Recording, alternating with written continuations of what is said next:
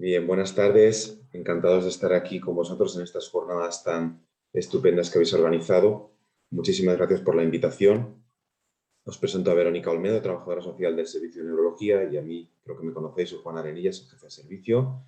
Gracias y es un placer estar aquí.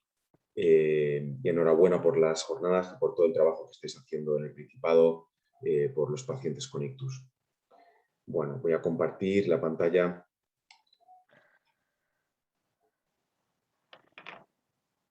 Ahora se nos ve bien.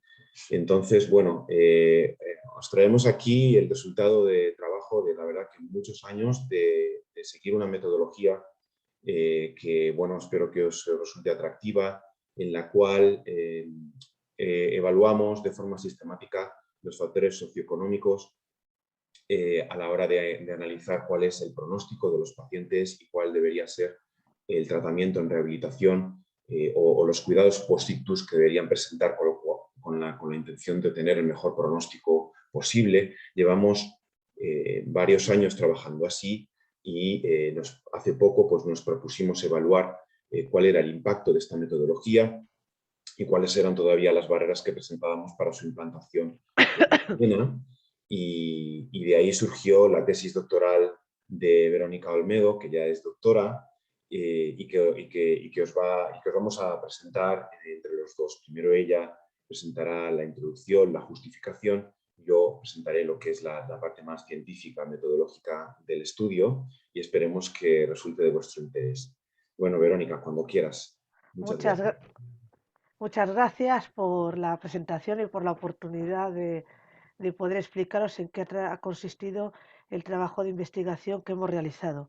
Bueno, cuando nos planteamos abordar el ictus, fue claramente pues, por las características y efectos personales, familiares y sociales que este tiene en la vida de las personas. Perdonar, no sé si Juan, si se puede avanzar. Mira a ver si tú, qué teoría tienes también control sobre la pantalla. Mira, a ver, intenta darle Ah, tú. pues ¿Te da o no? Si no, ya no, te no, las paso yo. no, no Te me las paso deja, yo. no Pues me te las deja. paso yo. Vale, entonces bueno, nos planteamos el ictus por las características y efectos concretos que tiene sobre la persona, familia y sociedad. En principio, pues las características, como sabéis, el ictus es un suceso inesperado, imprevisible, además afecta a diferentes áreas de la persona, no solo el área física, el área motora, sino el área del lenguaje, de la deglución. Además, es un problema importante pues, de salud pública y sociosanitario. Es la primera causa, como sabéis, de discapacidad. Es la segunda causa de demencia, la quinta causa de productividad. Tiene una alta prevalencia, una de cada 4 personas vamos a sufrir ictus. Y luego tiene unos efectos individuales, familiares y sociales. Claro, eso pues desde el servicio de neurología es algo que no nos deja indiferente, que afecta las limitaciones funcionales y que esas limitaciones funcionales, precisamente porque la persona no puede desarrollarse en su entorno, deriva en aislamiento social, institucionalización, necesidad de apoyos, abandono del trabajo, con lo que lleva aparejado una disminución de ingresos, hay un cambio de roles, la persona que hasta ahora ya no puede desarrollar la actividad que desarrollaba, pues se ve obligado a que otra persona pues asuma esos roles que venía asumiendo. Conflicto familiar, no todas las familias se adaptan y son iguales de resilientes ante un episodio sobrevenido, problemas de salud en la familia, ansiedad, estrés, etcétera. Y además, pues un problema sociosanitario que nos atañe a todos como sociedad y más como profesionales garantes de la atención a la salud de estos pacientes, que de no evitarlo en el 2025 500.000 personas quedarán con discapacidad, que supone del 3,6% del gasto total sanitario, vamos, del gasto total en salud, y que provoca pues desempleo e incapacidad laboral. Claro, todo esto no nos dejó indiferente y queríamos enfocarlo desde dónde. Queríamos enfocarlo desde el concepto de rehabilitación integral, entendida en una doble finalidad. La integralidad a todas las estructuras corporales y áreas funcionales, pero también una rehabilitación integral que suponga la perspectiva y el abordaje socio-laboral de esos pacientes que hemos evitado con el tratamiento rehabilitador, se ha conseguido que tengan funcionalidad, pero con aquellos que pueda quedar con alguna secuela que no sigan siendo perceptores de una orientación y un asesoramiento sociolaboral. Entonces, para esto, claro, que es necesario un programa rehabilitador donde tenga en cuenta todas las lesiones y déficits funcionales, además el pronóstico, además un plan de terapéutico individualizado y un ámbito que contemple por lo que la sociedad de neurología dice que puede afectar el ictus, que es los dominios cognitivo, emocional, lenguaje, motor, sensitivo, visual. Claro, para esto necesitamos una respuesta interdisciplinar, porque cada profesional hay que integrarle para competente en ese área dañada, pues eh, eh, establezca su valoración, pronóstico y todo esto conlleve un programa rehabilitador integral. ¿Con qué finalidad? Con lograr la autonomía personal de la persona, mantenimiento en su entorno y todo ello no que recupere por recuperar, sino lo que significa para nosotros una recuperación, que es una reinserción en su vida socioprofesional. Claro, para ello, pues partimos de decir, si que consideramos, que es lo que vamos a investigar en la tesis, que la rehabilitación integral pues es la única posible o la mayormente posible porque integra todas las áreas afectadas para lograr la autonomía funcional de la persona, no solo es conocer el efecto de la rehabilitación integral, es conocer que en un contexto que tenemos en nuestra comunidad autónoma y a nivel nacional, de que los sistemas públicos de protección no garantizan la totalidad de los tratamientos que necesita la persona. Además, esos tratamientos están dispersos, no están en la localidad donde vive la persona. Además, hay tratamientos, como puede ser el Centro de Atención Estatal al Daño Cerebral, que la edad cronológica es una limitación de acceso, que tenemos que analizar esos factores que están impidiendo que la persona acceda al tratamiento que nosotros consideramos que es el idóneo para que la persona se mantenga en su medio. Partimos de que cada persona es única, posee unas determinadas fortalezas, capacidades, está englobado en una determinada familia, que puede ser un activo, que puede ser beneficiosa, que en esa familia pues puede haber dificultades en la recuperación y en la accesibilidad del paciente, que tenemos que contar con servicios privados que complementen el tratamiento rehabilitador al que no llega los sistemas públicos de protección, que además el lugar de residencia determina que todos los lugares de residencia tienen sus particularidades, pero no únicamente entre rural y urbano, sino que entre localidades rurales hay también muchas diferencias. Hay localidades rurales próximas a la ciudad, donde sí que hay tratamientos rehabilitadores, que tienen buena accesibilidad, pero hay otras que no tienen carreteras sinuosas, inaccesibilidad, irregularidad de transporte o vacío o que no existen. Y también en las zonas urbanas también hay muchas diferencias entre unos barrios y otros. Además, también consideramos que aparte del lugar de residencia, la vivienda puede ser un obstáculo. No es lo mismo vivir en un cuarto sin ascensor a la hora de establecer un tratamiento rehabilitador en el que el paciente tiene que venir al hospital y tenemos que saber quién baja y quién sube de ese domicilio a ese paciente, a vivir en otro tipo de vivienda. No es lo mismo que las puertas de la vivienda estén ensanchadas y que la silla de ruedas sí que entre y permita el mantenimiento de la persona en su medio, a que no. Entonces también quisimos analizar eso. Además, también la unidad de convivencia tiene sus particularidades, porque también distinguimos en la tesis lo que es unidad familiar, pero a veces uno convive en un entorno donde con los que conviven no son familiares, personas que son jóvenes que conviven pues por ciertas necesidades que les une pues el piso con otras dos personas, pero no son familiares. Y el apoyo social, si estos pacientes que sufren el ictus estaban recibiendo o no apoyo social y en qué grado le necesitaban.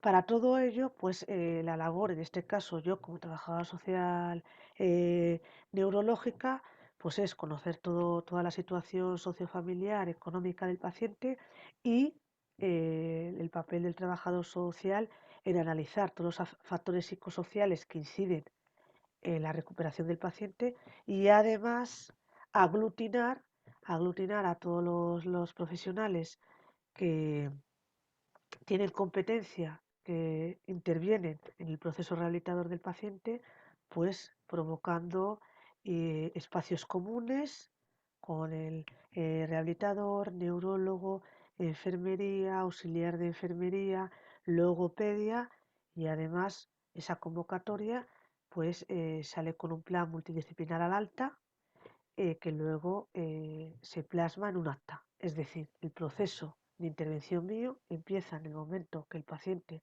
ingresa en el hospital, que hay un diagnóstico, ictus isquémico y hemorrágico, que a través de interconsulta llega al trabajador social, hago una recogida de toda la información y estudio, materializo luego en un diagnóstico social sanitario en base a la clasificación internacional de enfermedades, al CIE-10, código Z, que es donde viene tipificado los problemas sociales, establezco un plan de intervención social como profesional del trabajo social que se incorpora en ese plan multidisciplinar de al alta porque partimos de la base que la persona es un todo, es una persona que tiene necesidades no solo funcionales de las estructuras corporales, sino familiares, laborales, económicas que queremos integrar para que al alta se establezca ese plan de intervención multidisciplinar. Y luego lleva aparejado una evaluación y seguimiento, porque hay que chequear y verificar que ese plan multidisciplinar que desde el hospital se propuso y se prescribió, después se ejecuta, cómo se ejecuta, etcétera. Entonces, con todo ello, ¿cuál fue la justificación de la investigación? Un poco remontando a la primera filmina, las características que consideramos que el ictus es un problema prioritario de la sociedad. Uno de cada 4 personas que vamos a sufrir ictus no nos puede quedar indiferente. Sabemos que el objetivo prioritario del sistema de salud es salvar la vida del paciente, pero después lograr que esa persona pueda integrarse en la sociedad y que pueda recuperar la mayor autonomía posible.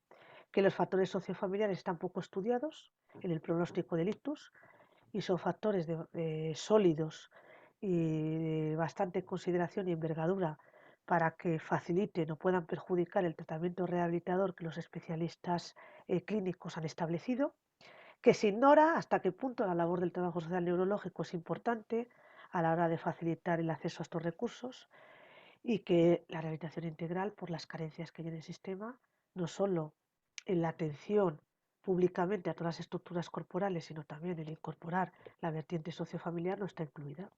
Para lograrlo, claro, evidentemente tenemos, si es necesario, evaluar el impacto sobre el pronóstico funcional a largo plazo y hay que averiguar cuáles son esas barreras que nos están impidiendo que incidan a la rehabilitación integral. Por tanto, ¿con qué hipótesis partíamos? Que consideramos que hay una proporción importante de pacientes que sufren ictus que no están recibiendo la rehabilitación integral, que queremos conocer la probabilidad de pacientes que sí que han accedido a la rehabilitación integral, que consideramos y partimos de la premisa que las barreras que impiden el acceso son de índole social y económico y tienen gran importancia. Nuestro objetivo, analizar, por tanto, qué factores personales, sociales y familiares están influyendo en que una persona reciba esa rehabilitación integral y, por tanto, pueda recuperarse y formar parte de la sociedad de una manera activa. Que el acceso a la rehabilitación integral se asociará a mejor pronóstico. Para ello, evaluar a largo plazo, en 5 años, si esto se ha cumplido o no se ha cumplido que los pacientes hayan recuperado con la rehabilitación integral.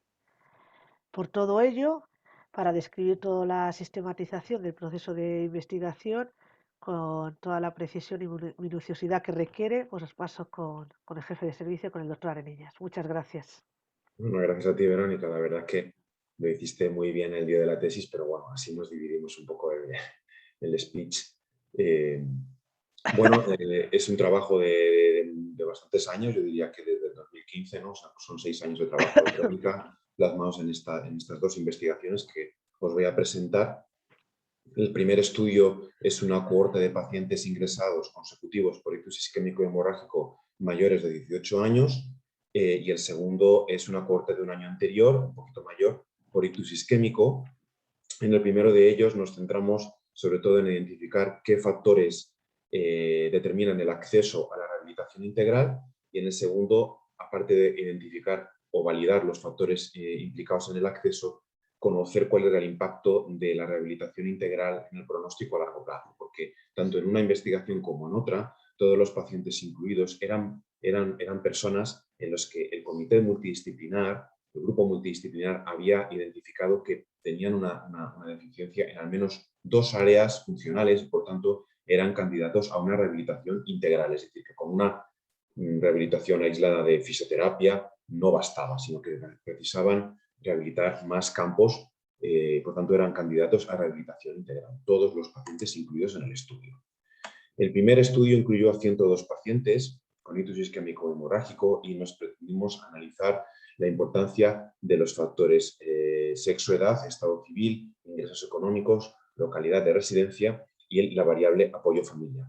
El segundo estudio, una muestra un poquito mayor de 171 pacientes, en los cuales el análisis de los factores socioeconómicos fue más ambicioso, incluyendo no solo el sexo, edad, estado civil, factores económicos, localidad de residencia, sino también apoyo familiar, actividad laboral, características de la vivienda, el ranking NH a la alta hospitalaria, la distancia en kilómetros que debía realizar la persona para recibir esa rehabilitación, el hecho de disponer o no de medios privados para poderse costear aquellas modalidades de rehabilitación que no entraban en la cobertura pública y el apoyo social.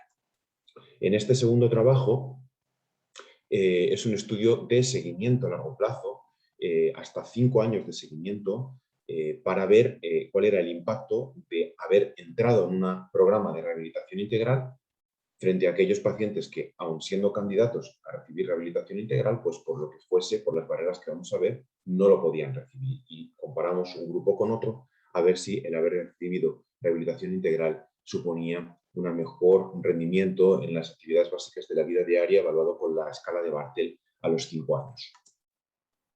Los criterios de inclusión de los dos estudios, como os he comentado, eran pacientes mayores de edad con una capacidad cognitiva preservada, es decir, excluimos a los pacientes con deterioro cognitivo previo o deterioro cognitivo grave post-ictus, que habían recibido durante el ingreso una valoración interdisciplinar por todo el comité que antes os ha explicado Verónica, y que tenían 2 dominios funcionales o más, es decir, la fuerza, la sensibilidad, el lenguaje, la deglución, nivel cognitivo, función visual, etc. De todas esas áreas, al menos 2 estaban afectadas y por tanto requerían un abordaje integral, holístico de la persona.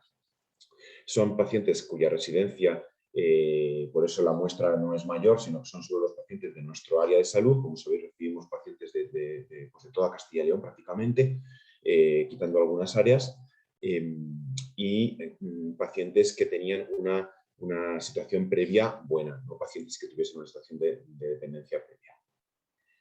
El protocolo de recogida de datos, Verónica diseñó una base de datos específica que integraba información clínica con información socioeconómica y bueno, una base de datos muy completa, datos clínicos, sociofamiliares, incluyendo pues, escalas de medida clínica como el NIH y el ranking, pero también una evaluación social con la escala Gijón, el APGAR familiar y luego el índice de Bartel. En todas las visitas se iba viendo cómo iba evolucionando el índice de Bartel durante el seguimiento.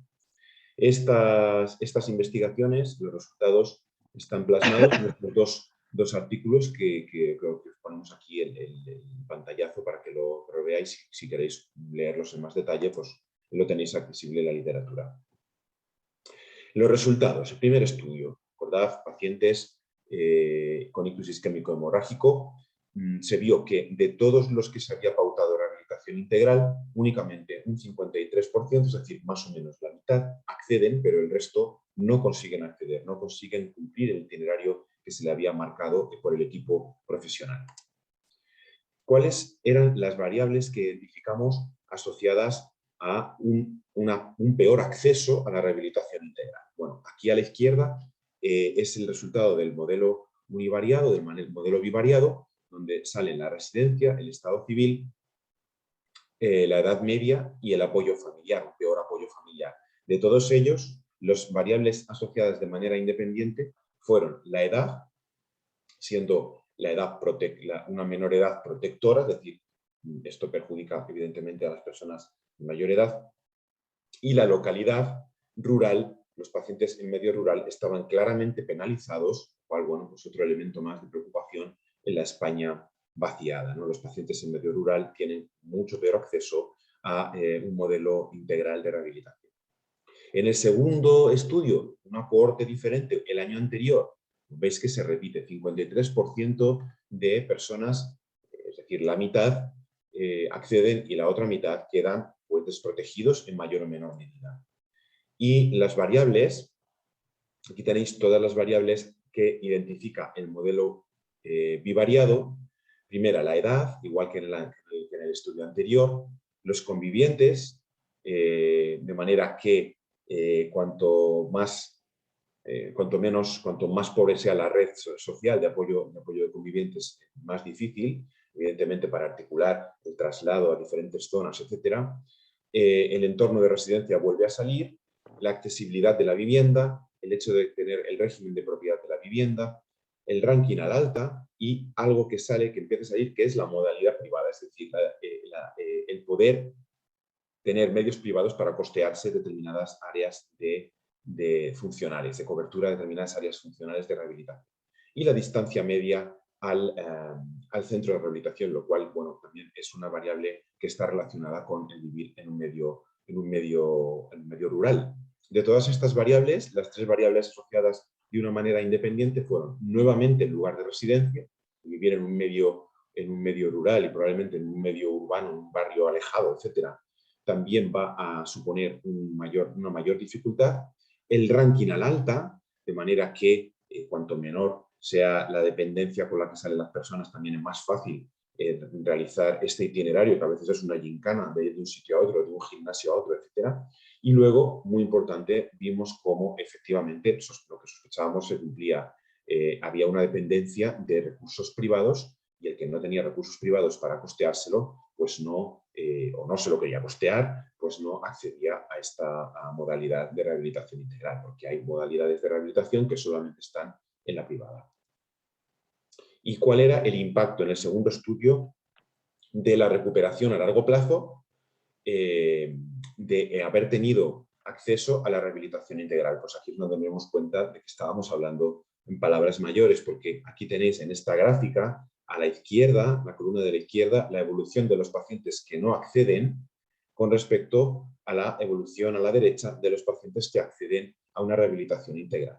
Aquí tenéis la escala de Bartel de inicio de estos pacientes. Es un poquito mejor en el grupo de pacientes que acceden a la rehabilitación integral, pero lo que hay es una diferencia muy clara en cuanto a la evolución. La mejoría en la puntuación del Bartel es claramente superior en los pacientes que sí que han accedido a la rehabilitación integral, como lo demuestra esta P significativa aquí arriba, comparando el Bartel definitivo de un grupo y de otro. Los dos mejoran, pero la mejoría que alcanzan los que sí que siguen la rehabilitación integral es muy superior y hay que tenerlo en cuenta porque son pacientes que de entrada eran muy parecidos.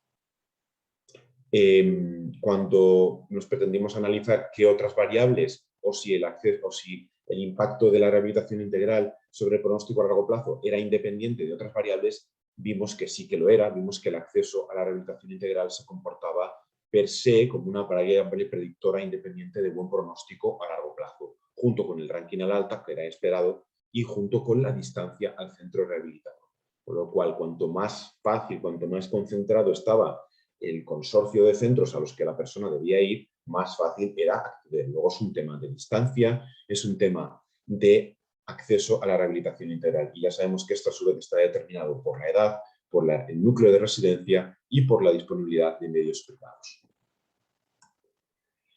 Y aquí yo quiero que Verónica vuelva a comentarnos la discusión, estos resultados y cómo nos han un poco reafirmado con la utilización o en el desarrollo de nuestro modelo de asistencia basado en el trabajo social como profesional vertebrador de todas estas relaciones. Verónica, coméntanos estos resultados, por favor. Pues efectivamente, a lo que dice Juan, demostramos las hipótesis de que los pacientes que accedieron, tanto en el primer estudio como en el segundo, con diferente muestra, era limitado el número de intensidad, que los factores asociados a la rehabilitación integral fueron edad, lugar de residencia, el ranking y la modalidad privada, que este estudio evidencia que tras la rehabilitación integral tras el ictus, el impacto a largo plazo se mantiene con una mejor situación funcional y que la labor, en este caso el trabajo social neurológico, es fundamental porque logra aglutinar esa visión integral,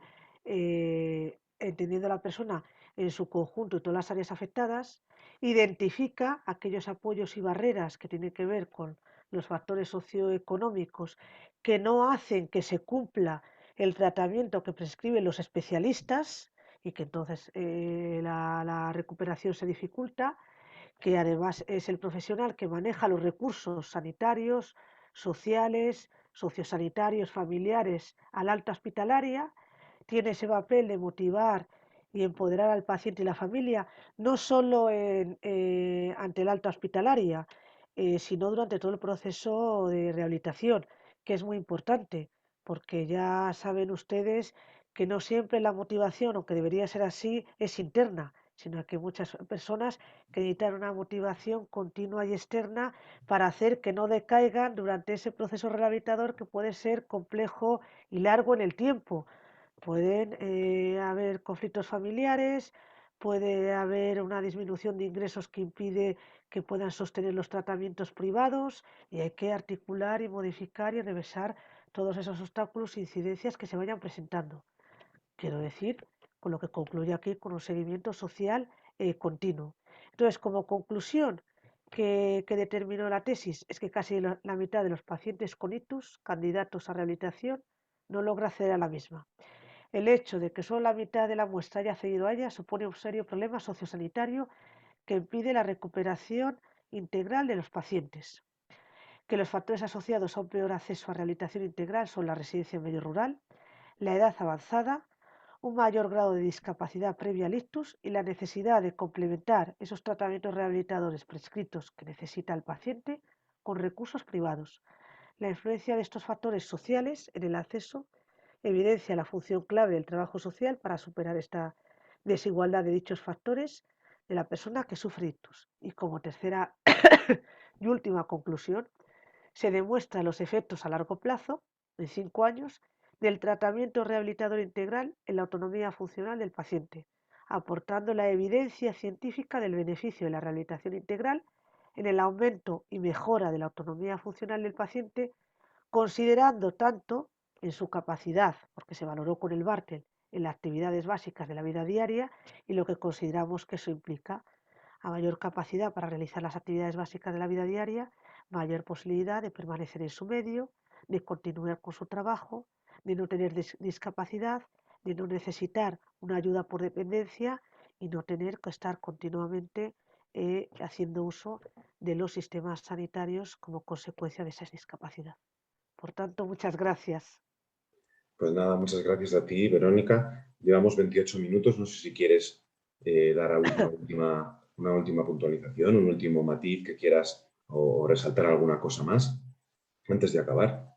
Bueno, pues lo que quiero resaltar y hacer hincapié, pues es que sí que es necesario, que eso sí que es posible, que desde el ámbito hospitalario, que en todos los hospitales sí que se cuenta con trabajador social, lograr pues que su permanencia y su tiempo en el mismo servicio sea mayor de la que hasta ahora se viene realizando, como es mi caso, porque ahí lo recogía que es importante la especialización, yo así lo defiendo, no un trabajo social generalista, tenemos que ser conocedores del objeto de intervención para poder conseguir minimizar, paliar y tratar estos factores que están identificados, ahora ya científicamente, aunque partíamos de la hipótesis que esto podría ser así, porque somos conocedores todos y ustedes como profesionales, pues que no hay recursos suficientes para los tratamientos que prescriben los especialistas y que es necesario que esa prescripción y valoración de los especialistas en el equipo multidisciplinar no quede en agua de borrajas y que realmente después se cumpla.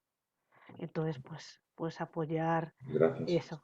Muchas gracias. Muchas gracias, Verónica. De luego a nosotros nos ha cambiado muchísimo la perspectiva y bueno, lo digo con humildad y honestidad, que creo que los neurólogos, los equipos de neurología no pueden mirar a otro lado, ¿no? No podemos contentarnos con simplemente hacer la trombectomía o la trombolisis. Hay que hacer muy bien toda la parte de atención médica del paciente, médica y de enfermería, pero tenemos que ser conscientes de que el pronóstico de nuestros pacientes depende de todos estos factores y por lo tanto hay que darles un protagonismo que por ejemplo en otras partes de las neurociencias clínicas, como en la psiquiatría, los factores sociales han sido mucho más conocidos como determinantes de la salud de los pacientes, pero en neurología tenemos que incorporarlos porque vienen con mucha fuerza. Es decir, son determinantes sociales y económicos de la salud de nuestros pacientes y, por tanto, nosotros ya no podemos vivir sin ti, Verónica, no podemos vivir sin trabajador social neurológico y, bueno, te damos las gracias cada día por todo lo que nos ayudas y porque al final, bueno, marca la diferencia en el día a día de los pacientes. Bueno, pues nada, con esto espero que tengáis mucho éxito en el desarrollo de las jornadas. Sentimos no haber podido estar, quedamos emplazados para otra ocasión. Muchísimas gracias a Sergio y a Elena por vuestra invitación y hasta la próxima. Muchas gracias. Muchas gracias.